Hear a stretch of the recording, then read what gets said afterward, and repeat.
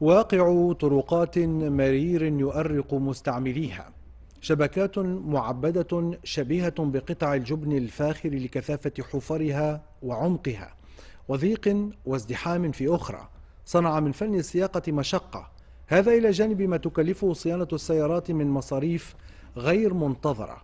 التحقيق التالي يغوص في معاناة يومية يكابدها عدد من التونسيين على الطريق الفرعية كما الرئيسية. يشتكي عدد من مستعملي الطريق والمواطنين عامة من حالة الطرقات واهترائها. طرقات يؤكد عدد من المستجوبين أن الحفر والمطبات والتشققات قد طغى على أغلبها في ظل دفع سنوي لمعاليم جولان السيارات.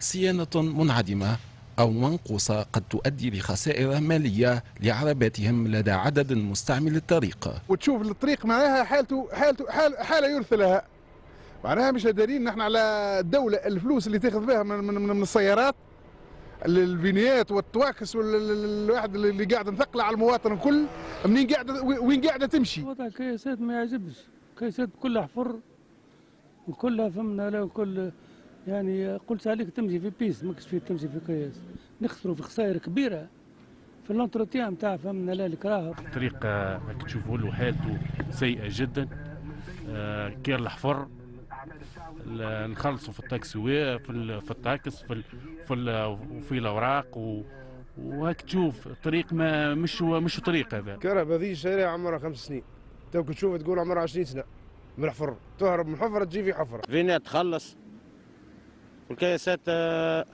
لا لكن لا بكرو. عدنان بوعصيدة رئيس الجامعة الوطنية للبلديات طالب بدعم الموارد المالية للبلديات، مؤكدا أنه رغم المجهود الذي تبذله البلديات في تونس في عمليات الصيانة للطرقات إلا أنه يبقى ضعيفا. في الأربع ولا 5 سنوات هذه البلديات كلها في كامل تراب الجمهورية عبدت وقامت بصيانة ما يقارب 6000 كيلومتر. 6000 كيلومتر هذوما يقارب 20% من الطرقات نتاعهم في 5 سنين، وهذا يسمى جهد يذكر فيشكر، لكن يقعد ديما جهد ضعيف. اليوم معلوم الجولان اللي يدفعوا فيه المواطنين الكل، يدفعوا في معلوم الجولان الدولة، والدولة تاخذ في معلوم الجولان ما تستنفع به البلدية في حتى شيء. علاش اليوم البلديات ما تتمتعش بمعلوم من الجولان؟ علاش ما تاخذش نسبة؟ لأن هي المسؤولة على الصيانة. صلاح الدين الزواري مدير عام الجسور والطرقات بوزارة التجهيز يؤكد أن الاعتمادات السنوية غير كافية